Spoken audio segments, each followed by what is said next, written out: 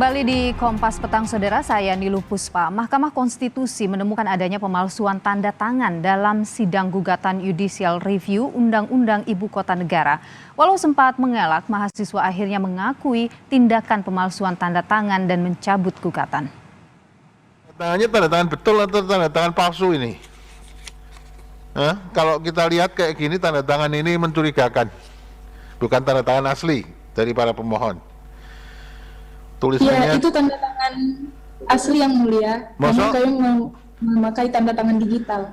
Hah? Tapi tanda tangannya kok begini, apa nggak ditandatangani satu orang ini? Benar. Kalau Anda dicek ini tanda tangan palsu, loh ya, bisa dipersoalkan loh.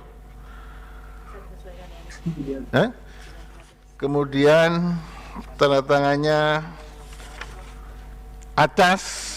Ini beda sekali.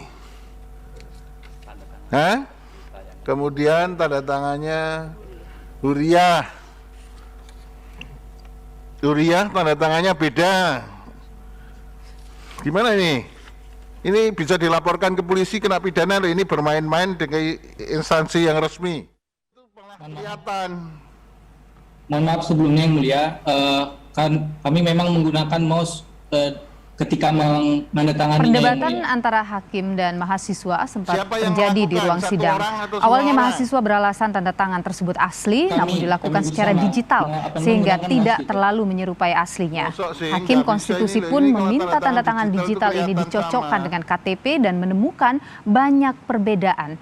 Penggugat yang merupakan mahasiswa Fakultas Hukum Bandar Lampung pun akhirnya mengakui tanda tangan palsu dan mencabut gugatannya.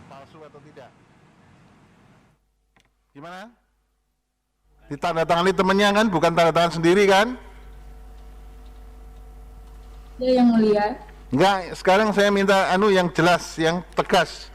Yang asli itu tanda tangannya siapa? Yang tanda tangan sendiri? Yang asli tanda tangannya Huriah Aina Mardiah, Muhammad Yuhikul Hakobunadi, Raffi Muhammad, dan Akas Depri Ariando yang mulia. Jadi ada 3 yang asli, 3 yang palsu. Yang mulia, maka dengan ini kami mohon maaf atas kesalahan kami dan kelalaian kami. Kami akan mencabut permohonan kami perkara nomor 66 PUU